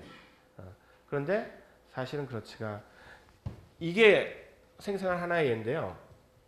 그 여러분 아인슈타인에 대해서 전기 같은 걸 읽어본 친구들은 이 아카데미에 대해서 아카데미아라고 이름 자체가 아카데미아라는 집단인데요. 여기에 이제 아인슈타인이 있죠. 사실 한 명이 더 있었는데 그때 사진 찍을 때 못 와가지고 4명으로 구성된 집단인데요. 아인슈타인이 이 아카데미아를 굉장히 사랑했어요. 그러니까 자기가 이제 특허청에 근무하면서 이게 일종의 소규모 공부 모임 같은 거예요. 그래서 모여가지고 여러 가지 주제에 대해서 다양한 주제에 대해서 이야기를 나누고 특히 아인슈타인이 자기가 그 특상대성 이론 연구하면서 자기가 이제 아이디어를 생각하면 그 다음날 아카데미아 회원들을 만나가지고 야 이런 생각을 했는데 이러면은 어떻게 문제가 해결될 것 같은데 어때 그러면 사람들이 야 근데 이런 상황이 되면은 모순이 생기잖아. 그러네. 미안해. 내가 잘못 생각해서 다시 해볼게. 이런 식으로 지속적으로 자신의 틀린 아이디어를 계속 그러니까 틀린 것으로 판명될 아이디어들을 계속 내놓고 실험받고 검증받고 그래서 다시 돌아가서 다시 생각하고 그렇게 아주 결국은 올바른 아이디어를 그러니까 아인슈타인 스스로가 자신이 생각이 이렇게 잘 정형화되고 그 다음에 그 맞는 생각으로 모아지는데 굉장히 중요한 역할을 한 친구들이라고 얘기했던 그런 집단이에요. 그러니까 이런 것도 이제 자원을 잘 활용하는 거에 예죠. 자 그런데 미안해 올림피아구나. 올림피아 아카데미가 있구나. 올림피아 아카데미. 올림피아란 말이 앞부분에 붙네요. 그러니까 올림피아 아카데미라는 이름을 가진 집단이었는데 그래서 여기서 건설적 비판을 수용해서 굉장히 그 큰 도움을 받았다고 아인슈타인이 회고를 하는 집단이죠. 자 여기서 퀴즈를 하나 해볼게요. 아카데미아 회원들은 어떤 사람들로 구성되었을까요? 여러분이 쉽게 떠올리는 생각은 야 아인슈타인이 특수상대성 이론을 만드는데 건설적 비판을 할 정도였으면 상당히 뛰어난 물리학자 거나 뭐 최소한 어쨌든 그 물리학에 대해서 상당한 정도의 그 식견을 가진 뭐 자연과학자, 뭐 공학자 뭐 이런 사람이었겠거니 라고 생각이 들잖아요. 저 중에서 수학자가 한 사람, 가끔 오는 수학자가 한 사람 있었는데 진짜 순수 수학하는, 별로 도움이 안 됐고, 나머지 사람들은 다 누군지 알아요? 철학자 한 사람, 그 다음에 경영학 하는 사람, 뭐 문학 하는 사람, 뭐 이런 사람들이었어요. 근데 그 사람들이 어떻게 도움이 돼요? 그 사람들이 아인슈타인만큼 물리를 알 수가 없잖아요, 절대로. 그렇죠? 그러니까 아인슈타인으로 하여금 물리학적으로 말이 되는 방식으로 생각하게 도움을 줄 수는 없잖아요. 그럼 불가능한 일이에요. 그럼 도대체 어떻게 도움이 돼요? 뭣도 모르는 사람들이. 정말 물리학은 모르는 사람들이에요. 아무것도. 근데 어떻게 도움이 될 수가 있어요?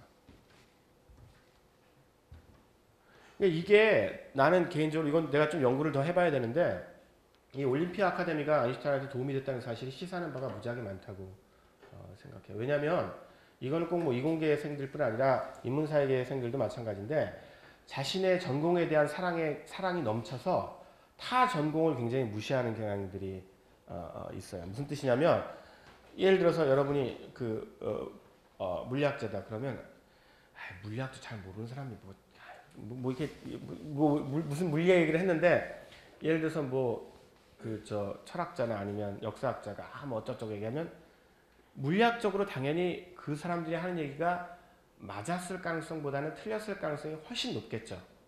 그렇죠. 그건 뭐 방법이 없어요. 어떻게 철학자나 역사학자가 물리학적으로 맞는 얘기를 하겠어요. 그러니까 그다음부터 안 듣는다고요, 대부분의 경우에. 무슨 뜻이냐면, 여러분들이 타 전공 사람들하고 만나서 얘기할 때 자신의 전공 내용에 입각해서 맞는 얘기만 들으려고 해요. 그러면 대부분은 틀린 얘기겠죠. 다른 사람도 잘 모르니까. 그러니까 그다음부터 안 들어요. 아유, 무식해가지고 잘 알지도 못하면서. 뭐 기계공학자 입장에서는 예를 들어서 뭐 화학자가 뭘 알겠어요, 기계공학에 대해서. 아유, 잘 모르면서 뭐 이렇게 자기 분야나 전문가지 뭐 내 분야. 근데 아까 얘기했듯이 다양한 자원을 종합하고 활용할 때는 여러분이 그 사람한테 시험 문제를 내고 시험지 채점을 하는 게 아니잖아요. 그렇죠? 그런 기회에서 다른 분야 사람들하고 만났을 때는 그 분야 사람들로부터 내가 얻어갈 수 있는 것이 무엇인가에 초점을 맞춰야지. 에이, 무식해가지고 그것도 모르고. 그럼 그래봤자 자기 손해예요. 당연히 무식하죠. 여러분도 그 분야 무식하잖아. 그러니까 상대방 분야 사람들이 내 분야 지식에 무식하다는 건 너무나 당연한 얘기예요. 그건 디폴트고. 그러니까 상대방 분야 사람의 말을 내 분야 지식으로 판단해서 틀린 얘기를 한다고 그냥 거기서부터 마음을 닫기 시작하면 절대로 못 배워요. 아인슈타인은 그러지 않았어요. 아인슈타인이 대단한 거죠. 뭐냐면 이런 식이에요. 예를 들어서 아인슈타인이 굉장히 복잡한 수학적인 내용을 담긴 어떤 트랜스포메이션 식 같은 걸 만든 다음에, 야, 이런 거를 내가 생각해냈어. 그러면 철학자나 이런 사람들이 뭐라고 했어요? 그게 뭔데? 나 그 수식 문제 모르는데 무슨 뜻인데? 설명해 보라고 그러죠? 이게 좀 설명하기 힘든데, 근데 이게 이런 거고 뭐 이렇게 시간하고 공간이 이렇게 되는 거야. 그러면 거기서 막 헛소리를 막 하겠죠. 그러면 철학자가. 그럼 시간이 뭐 꼬여 있다는 거야? 시간이 어떻게 꼬여 있을 수 있어? 시간이 도대체 다른 시간하고 다른 시간에 접촉을 해? 뭐 이런 식으로 막 성미 급한 사람이 들으면 막 짜증이 날 그런 얘기를 하겠죠. 근데 아인슈타인은 그걸 짜증을 내는 게 아니라, 그렇구나. 이런 얘기들이 이런 식으로 표현되거나 나는 이게 무의식적으로 당연히 이렇게 얘기될 거라고 생각했는데, 최소한 이런 얘기들이 일반적인 관념적인 그 체계 내에서는 이렇게 생각될 수가 있겠구나. 그러니까 다른 전문 지식을 가진 사람들이 최소한 내 얘기를 어떻게 이해할 수 있겠구나 하는 것들은 일단 알 수가 있죠. 그러니까 내 전공 분야와 다른 사람들에 대해서 내 전공 분야 얘기를 할 때 어떤 식으로 해야지만 다른 사람들이 잘 이해할 수 있는지, 그리고 그 사람들과 훨씬 더 생산적으로 일할 수 있는지 최소한 이건 알 수 있죠. 그렇죠? 두 번째는 뭐냐면, 실제로 얘기를 하다가 그 사람 얘기를 잘 들어보면, 나도 그런 경우가 많아요. 나도 이제 굉장히 다양한 전문 분야를 가진 분들이랑 뭐 조찬 모임이나 아니면 자문 회의 같은 데 참석할 때 그런 경우가 많은데, 그 사람이 한 얘기 자체는 틀렸어요. 뭘 모르고 한 소리야, 우리 쪽 분야. 근데 그 사람이 지적한 내용들을 잘 들여다보고 그 입장에서 생각을 해보면 아이디어가 떠오르는 경우가 꽤 많아요. 그러니까 그걸 구분해야 돼요. 그 사람 말 자체에 자꾸 집착하지 말아요. 그 사람 말은 당연히 자기 전공 분야로 볼 때는 틀릴 가능성이 높죠. 모르니까. 근데 다 똑똑한 분들이고, 그런 분들이 막 어떤 생각들을 전개할 때는 미처 내가 생각하지 못했던 방향에서 아이디어들이나 시각들이 떠오를 가능성이 꽤 있어요. 그거를 무시하는 건 여러분들 손해예요. 굉장히 중요한 자원을 낭비하는 거야. 아인슈타인은 그러지 않았어요. 아인슈타인은 그 자원을 충분히 활용해서 여러 전혀 시각이 다른 어떤 사람들, 전혀 전문 지식이 없는 사람들이 하는 헛소리를 듣지 않고 틀린 얘기들은 제끼고 어차피 물량 모르니까 너는 그래 틀린데 아 그래 그 문제가 있겠구나 그런 모순이 생겨나네 막 그런 것들을 가지고서 여러 각도에서 시간과 공간이 만들어낸 여러 가지 상황들을 검토해 볼 기회를 가졌단 말이에요. 그러니까 상당히 그 개념적으로 안정된 형태의 이론들이 나올 수가 있었던 거죠.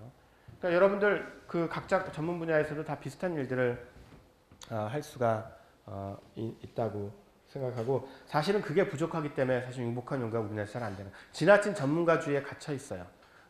내가 계속 얘기하지만 다른 분야 사람들이 여러분 분야에 대해서 질문을 던지거나 뭔가 얘기를 할 때는 당연히 팩추얼하게는 사실적으로는 틀린 얘기를 할 수밖에 없어요. 개념도 부정확하게 쓰는 것 같고 근데 사실은 개념을 부정확하게 쓴다기보다는 그 사람들이 여러분 분야의 개념을 모르기 때문이에요. 나름대로 자기 분야 개념으로는 정확하게 쓴다고요. 그럼 그런 상황에서 아 저쪽 분야에서는 저 개념을 저렇게 쓰는 모양이구나. 이런 걸 통찰해낼 수 있어야지 에이 뭣도 모르는 사람이 내가 이런 사람들을 하도 많이 봐서 그래요. 근데 그러면 결국은 그분 손해예요. 왜냐하면 그분은 절대로 성장을 못할 테니까. 그렇게 그런 어떤 다양한 지적 배경 내에서 이렇게 열린 마음을 가지고 자원들을 활용하려는 노력을 하는 사람들은 계속 성장하게 돼요. 그래서 마르코니처럼 결국은 거대 시스템들을 만들어낼 수 있는 사람이 되는 거죠. 자, 그 다음에 마지막으로는 이건 그냥 해본 말인데 여러분 그 모든 것들이 자기가 열정을 가지고 그것들을 즐기면서 행복하고 그리고 그것에 대해서 의미를 부여하면서 할 수 있을 때 그럴 때 사실은 잘 할 수 있죠. 그 많은 경우에 문제가 됐던 게 뭐냐면 이제 그 직업적으로 안정적이고 경제적으로 그 좋은 직종들에 당연히 이제 그 성적이 좋은 사람들이 몰리는데 객관적으로 뭔가 경쟁을 통해서 뽑아야 되니까. 근데 이 사람들이 사실은 그 직업 자체를 굉장히 즐기지 않을 때 어떤 끔찍한 일이 일어날지 한번 생각해 보세요. 예를 들어서 뭐 이건 뭐 특정 분야 직업을 비난하거나 그런 건 전혀 아닌데, 그래서 의사나 이제 그 법률가가 우리나라에서 뭐 전 세계적으로도 그렇지만 굉장히 그 이렇게 많은 사람들이 하고 싶어하는 그리고 교사 뭐 이런 건데, 이제 그런 거가 예를 들어서 사실은 나는 가르치는 게 너무 싫은데 근데 교사가 안정적 직업이어서 교사가 된 사람이라든가, 나는 환자 만나고 이렇게 뭐 이렇게 치료하는 것 사실은 전혀 그러고 싶지 않은데 사실은 의사가 돈도 잘 벌고 안정된 직종에서 의사하는 사람이라든가, 이런 사람들로 가득 찬 사회를 한번 생각해 보세요. 끔찍하죠. 그럴 때 병원 가고 싶겠어요? 그럴 때 여러분들 학교 보내고 싶겠어요, 애들을?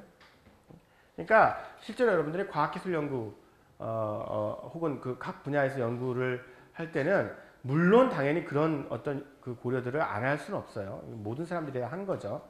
자신 인상을 결정하는데 그 분야에서 그 분야의 활동들을 과학자로서 혹은 공학자로서 기술자로서의 활동들을 즐기고 그 다음에 이해하고 그 다음에 여러 네트워크를 만들고 그런 일들 자체에 의미를 부여하고 그런 일들이 중요하다고 생각하고 그런 어떤 소명의식 같은 것들이 있어야지 그냥 단순히 뭐 이거 하면 취직 잘 되고 뭐 이게 내가 아까 얘기했던 한국에서 엔지니어로 산다는 게 무엇인가를 고민할 필요가 있다는 말과 상통하는 거예요. 그런 것들을 생각해 가면서 사는 것이 실제로 우리 사회가 여러분 개인으로서도 중요하고 우리 사회 전체가 그 보다 나은 사회가 될 수 있는 한 가지 방안이 될 수 있을 거라고 생각을 해요.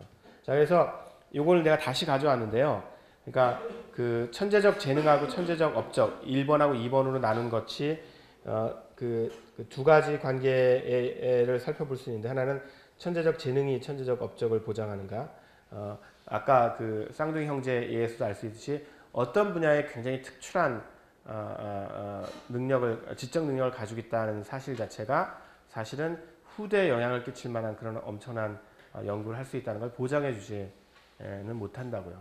그걸 보장하려면, 근데 물론 당연히 도움이 되겠죠.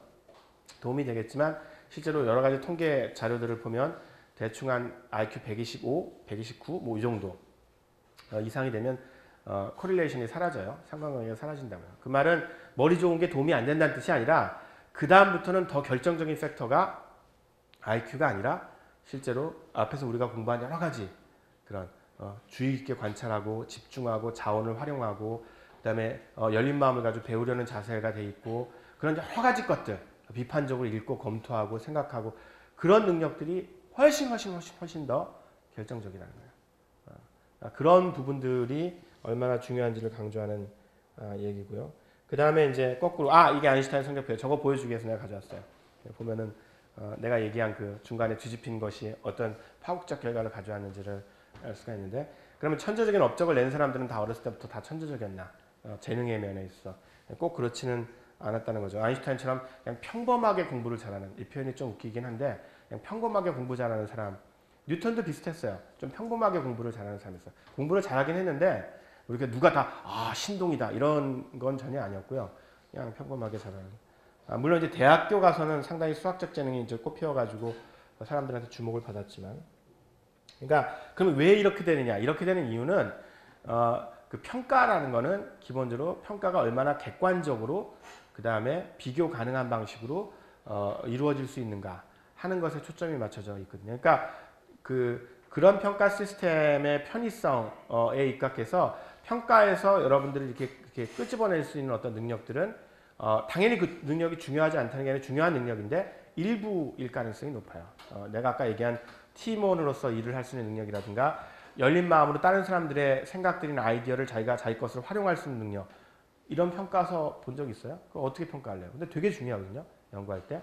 그러니까 이제 그런 능력들이 결합했기 때문에 결합했을 때만 사실은 창의적이고 천재적인 연구들이 이루어지기 때문에 실제로 꼭 저런 등식이 성립하지 않는다고 얘기를 할 수가 있고요. 예, 피카소 같은 경우도 예술이라는 전혀 다른 분야에서 나온 경우지만 사실은 이 과학기술과 상당한 정도 과학기술 연구 과정과 피카소가 전 세계적으로 유명한 대가, 예술적 대가로서 성장하는 과정 사이에 상당한 정도의 이렇게 유사성이 있는데 일단 차이점은 있어요. 예술은 과학에 비해서 신동적인 측면이 훨씬 더 강한 건 사실이에요. 되게 왜 피카소 그림 보고서 야, 저런 건 나도 그리겠다는 사람들 있잖아요. 근데 그게 피카소가 어렸을 때 그린 그림을 몰라서 이거 몇 살 때 그린 건지 알아요? 피카소가 그린 그림인데 11살 때 그린 그림이에요. 그러니까 피카소가 맨날 그랬어요. 자신한테 그렇게 얘기하는 사람한테 나는 이미 11살 때 벨라스케스처럼 그렸다고. 그러니까 이미 어렸을 때 신동소리를 들으면서 이런 고전적인 화풍에 대해서 마스터를 한 거죠. 기가 막히게 그렸던 거야. 근데 여러분 이거 그림을 보고서 자, 잘 그렸다. 굉장히 잘 그렸다. 라는 느낌은 들지만 누구 건지 안 떠오르죠. 그러니까 무슨 뜻이냐면 여러분들이 마티스 그림을 보면 이건 마티스다 라는 느낌이 들어와요. 마찬가지로 여러분 제일 잘 알려져 있는 게 고흐 같은 거, 반고흐 같은 거 그림을 보면 이거 고흐다 라고 딱 느낌이 오죠. 그러니까 뭔가 유니크니스가 있죠. 그 사람의 그림에서 느껴지는 어떤 특별한 스타일이나 어떤 기법이나 아니면 주제나 이런 느낌들이 이건 고흐다, 이건 고갱이다, 이건 마티스다 이런 느낌들이 있단 말이에요. 이건 그런 게 없죠. 예술가들이 흔히 영혼이라고 얘기하는 뭔가 아주 피카소만의 어떤 것이 여기는 없단 말이에요. 굉장히 잘 그린 그림인데 그러니까 피카소가 그걸 어렸을 때는 없었어요. 그러니까 신동이긴 했지만 그러니까 그림을 기가 막히게 그렸지만 그거 가지고는 부족해요. 예술적 대가가 되는데 여전히. 그러니까 뭔가 자기만의 것 그리고 그 자기만의 것이 또 다른 사람들한테 인정을 받을 수 있어야죠. 야 그거 대단하다. 네 그거 상당히 특색 있네. 그거 굉장한 거네. 그러니까 뭔가 유니크하면서 동시에 사람들한테 인정받을 수 있는 어떤 것들을 획득해내야 되는데 피카소가 그 획득 작업 굉장히 어려웠어요. 피카소 스스로의 회고에서도 그렇고 여러 피카소 자서전을 관련된 전기를 여러 번 읽어보면 엄청 힘들었어요. 피카소가 어린 나이에 이제 스페인에서는 신동화가로 유명해졌는데 사실 뭐 그거는 이제 그냥 유명한 수준 아니에요. 그냥 머리 좋다고 유명한 거나 마찬가지로 과학자가. 근데 정말로 위대한 예술가가 되기 위해서 파리로 왔는데 10대 후반, 20대 초반기에 파리로 온 다음부터 무명 시절을 꽤 겪거든요. 10년 이상. 그동안 아까 내가 얘기한 다른 사람들이 인정해 줄 수 있을 만한 자기만의 스타일을 찾는 기간이 10년 이상 걸렸어요. 그럼 그동안 뭐 했냐면 습작을 했어요. 즉 그 당시 유행했던 다른 파리에서 유명한 화가들의 그림을 베끼는 것부터 시작했어요. 그 그림들이 남아있어요. 여러분들 여러 국제적인 갤러리 가면 습작 시절의 그림들이 그려져 있는데 여러분이 그 그림을 보면 이게 피카소야 그럴 거예요. 왜? 그때는 철저하게 습작하는 시기거든. 그래서 그 당시 유명했던 대가들에 따라서 이렇게 그려보고, 그러니까 피카소 그림 중에서 전혀 피카소스럽지 않은 그림들이 되게 많은 시기가 이 시기에. 왜? 따라 그려보는 거니까. 그래서 여기서 내가 무슨 스타일을 찾을 수 있을까? 아, 이건 안 되겠네. 그런 식으로 한 1년이나 2년 주기로 여러 대가들의 화가들의 그림들을 따라 그리면서 거기서 약간의 변형을 취해보고 스타일들을 변형해보고, 그러다가 결국은 10년 이상 지나서 자기 스타일을 찾아. 여러분들이 지금 이제 그 뭐 게르니카라든가 이렇게 전형적으로 피카소처럼 보이는 그림들을 그려내기 시작한 거예요. 그러니까 그것도 피카소처럼 되는 천재도 거의 15년, 20년 가까이 걸린 거예요. 자기의 스타일을 찾는 게 그렇게 어려운 일이에요, 굉장히. 그러니까 물론 예술과 과학기술 연구가 차이점이 있지만 이런 면에서 여전히 앞에서 내가 얘기한 여러 가지 그런 측면들, 그러니까 주의 깊게 관찰하고 다른 대가들은 어떻게 그리는지, 그 대가들이 왜 그렇게 스타일의 차이가 나는지 자기가 직접 해보고 따라 그려보고, 모작을 되게 많이 그렸어요. 모작 그려보고 거기서 약간 변형해보고, 그 다음에 여러 가지 자원들을, 파리라는 굉장히 그 예술가들이 모인 장소에서 여러 가지 자원들을 모아서 자기 스타일을 찾으려고 노력해보고, 당시의 최신 조류들, 독서도 굉장히 많이 했어요, 피카소가. 당시에 최신 조류들에 대해서 학습하고 그것들을 어떻게 예술적으로 승화시키려고 노력하고, 그런 여러 가지 작업들을 통해서 등장하는 거지. 피카소라는 위대한 화가가 있었는데 워낙 그 천재적 영감이 넘치는 사람이어서 쫙 그림을 그냥 갑자기, 그런 일들은 안 일어나요, 예술 쪽에서도. 그렇게는 안 된다고요. 미안한 얘기죠. 왜냐면 어떻게 보면 공짜가 없다는 거니까, 세상은. 미안한 얘기지만 세상엔 공짜가 없어요. 아무리 뛰어나고 재능이 뛰어나고 똑똑한 사람도 결국은 엄청난 정도의 아까 얘기한 그런 과정들을 거쳐야지만 실제로 일들을 할 수 있고, 그건 예술이나 과학기술 모두에 마찬가지. 그리고 이 브라크라는 유명한 입체파 화가와의 그 협동 작업도 굉장히 유용했다는 거. 아까 얘기했죠. 협동 작업이 얼마나 중요한지 하는 얘기들. 자, 그래서 그 직센트미아이가 창의적 인문의 특징으로 드는 것들은 이런 게 있어요.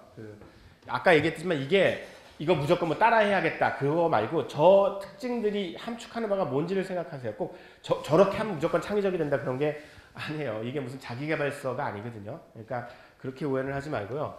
그 활력과 조용한 휴식, 명석한 면과 천진난만한 구석, 장난기와 극기, 혹은 책임과 무책임 혼합된 모순된 성향. 자, 여기까지만 보면 뭔가 좀 이상한 게 느껴지지 않아요? 이런 특징들이 좀 많이 보인다는 거예요. 그러니까 활력과 조용한 휴식. 그러니까 그 어떤 것에 집중할 때는 엄청나게 거기에 집중하면서 활력 있게 그 일을 해내지만, 또 그 일이 끝났을 때는 또 굉장히 조용해요. 그러니까 그 집중할 때와 그렇지 않을 때 차이가 굉장히 분명하게 나타나는 특징들을 보인다는 거예요. 그러니까 얼마나 집중도가 중요한지를 보여주는 거죠. 그리고 그 어떤 자신의 분야에 있어서는 굉장히 명석하지만 실제로 그 분야 이외의 것들에 대해서는 상당히 그렇게 좀 어떻게 보면 유치할 정도로 잘 모르는 그런 특징들을 보이는 경우가 많아요. 그러니까 내가 계속 얘기하지만 그냥 여러분들한테 결코 모든 분야에 두루두루 박식한 사람이 되라는 뜻이 절대로 아니에요. 다만 여러 분야에 어떤 기회가 주어졌을 때 그것들을, 자원들을 활용해서 자기 것으로 만들 수 있는 능력을 키우라는 거죠. 마찬가지로 굉장히 극기, 자기를 통제할 수 있는 능력이 크지만 필요할 때는 그렇게 하지만 그게 필요하지 않을 때는 상당히 장난도 치고 그런 측면들이 보인다.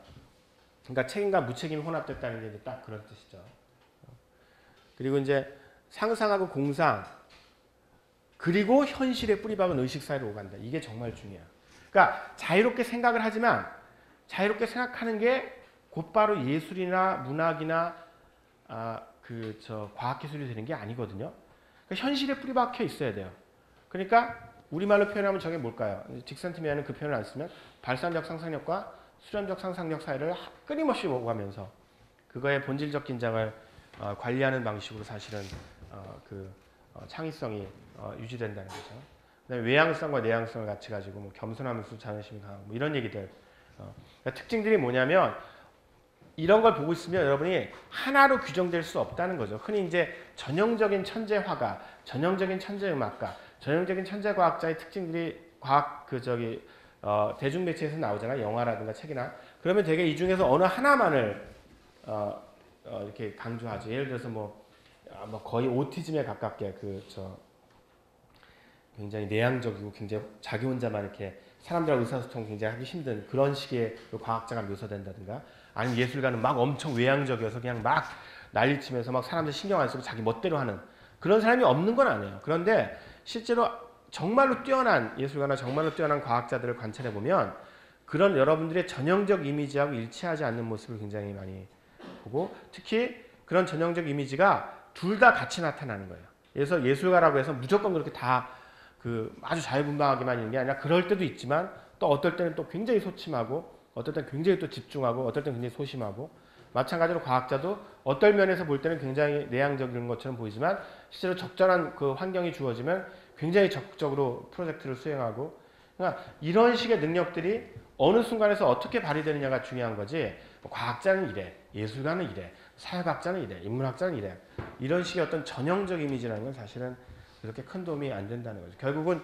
이런 다양한 속성들을 매니지하는 능력, 잘 활용하는 능력, 관리하는 능력이 핵심이라는 것을 알 수가 있어요. 자, 오늘 키신 얘기로 끝내고 잠깐 키신의 그 연주를 조금 감상을 할게요. 이런 얘기들을 전부 다 하고 나서 내가 맨 마지막으로 덧붙이고 싶은 게 있는데, 이건 사실은 나에 대해서 하는 얘기도 한데, 이제 나를 이제 게을러지지 않도록 하기 위해서 하는 얘기인데, 내가 좋아하는 피아니스트 중에 한 사람인데요, 에브게니 키신이라는 피아니스트. 근데 전형적인 천재예요. 여기 얘가 지금 이게 몇 살 때든가 9살 때든가 아마 그럴 거예요. 8살인가 9살. 이때 이미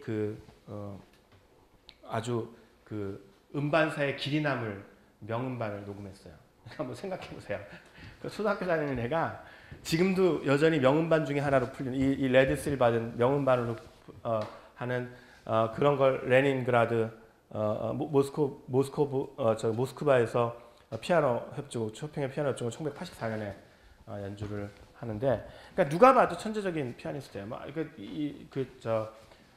키실의 전기 같은 걸 이렇게 보면은 여러분들이 흔히 이렇게 볼 수 있는 그런 요소들이 다 드러나요. 뭐 아주 어렸을 때부터, 뭐 2살, 3살 때부터 막 누가 이렇게 피아노 곡을 흥얼거리면 그걸 그대로 외워가지고 따라했다든가, 뭐 4살 때 뭐 이럴 때 막 피아노를 배우기 시작했는데 우리는 몇 년 걸려서 뛰는 걸 갖다가 뭐 한 두세 달 만에 다 해치우고, 그러니까 전형적인 모차르트에 대한 신화 비슷하게, 모차르트에 대한 이야기 비슷하게 하여튼 굉장히 빠른 속도로 엄청난 능력들을 키워내는 양성의 그런 능력들을 보여주는 그런 것들을 알 수가 있고, 실제로 아주 어렸을 때부터 대단히 높은 수준의 기량의 연주들.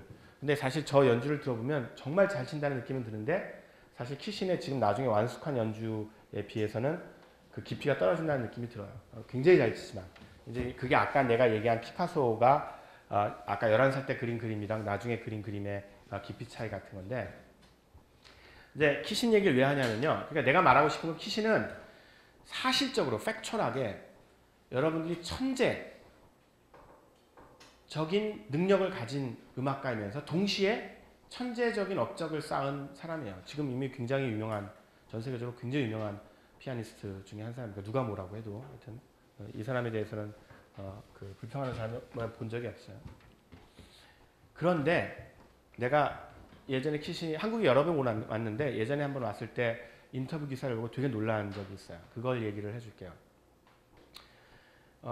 키신은 대부분의 피아니스트들은 다른 나라에 연주여행을 갈 때 되게 이틀 전에 도착을 해요. 그러니까 예를 들어서 내가 오늘 도착해서 이제 피곤할 거 아니에요. 오늘은 쉬고, 그 다음에 이제 그 다음 날 내일 이제 하루 종일 연습을 하고, 오전에 좀 연습하고 좀 쉬었다가 오후에 연습하고, 그 다음 날 모레에 이제 연주회를 하고, 그리고서 뭐 그 다음 날 떠나거나 아니면 하루 더 관광을 하고 떠나거나, 그게 이제 표준적 일정이래요. 그 피아니스트들. 네. 근데 키신은 반드시 사흘 전에 도착해요. 어떤 장소를 가든지.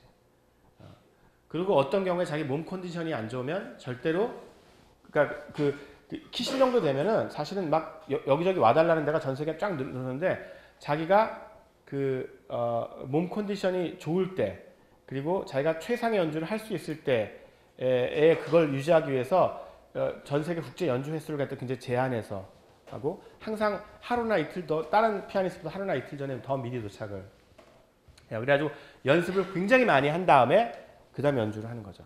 자기가 그 연주 자체에서 최상의 연주를 들려주기 위해서 굉장히 신경을 많이 쓰는 피아니스트로 알려져 있어요. 그것도 굉장히 재밌는 거죠.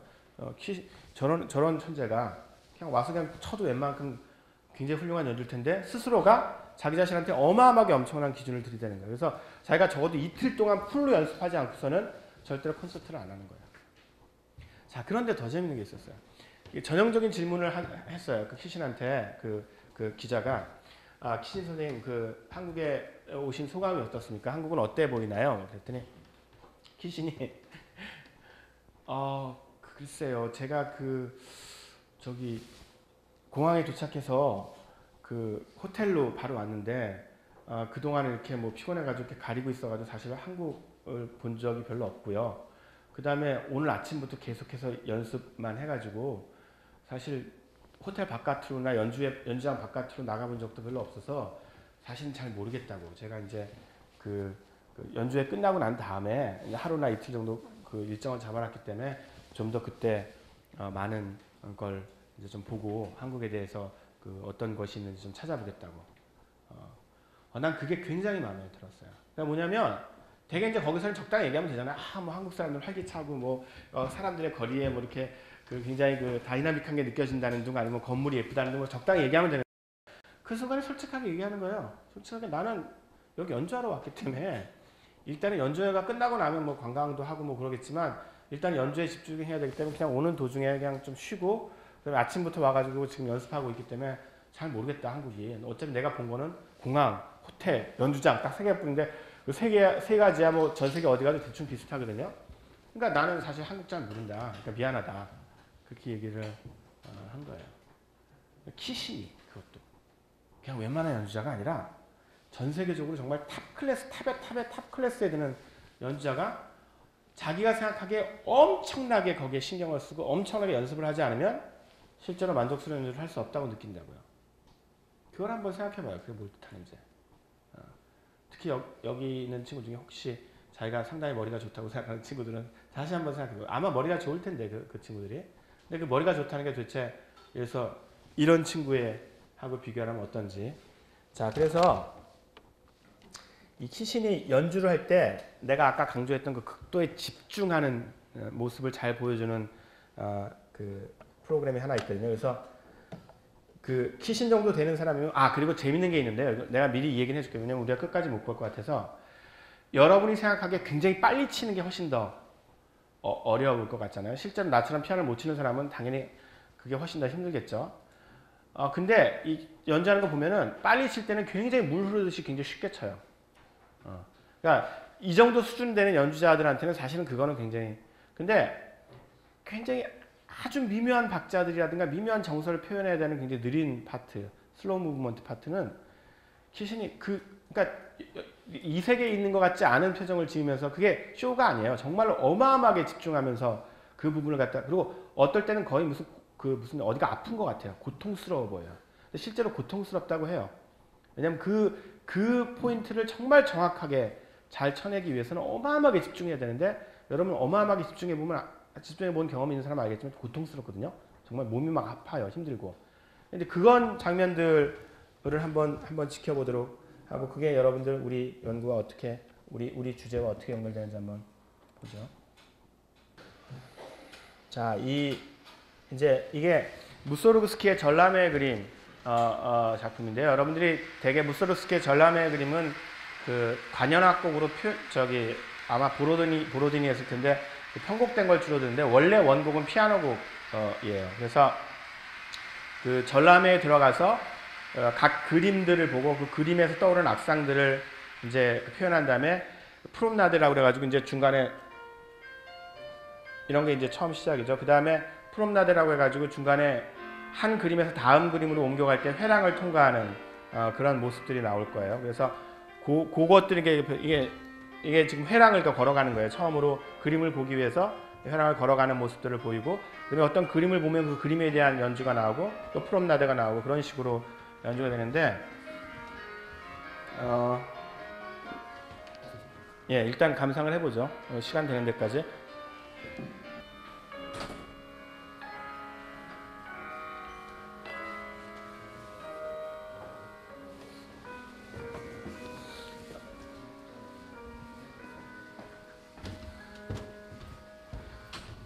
이제 많이 살에 빠지니까 다음 기회에 내가 나머지 부분 들려주고 오늘 이 정도에서 끝낼게요.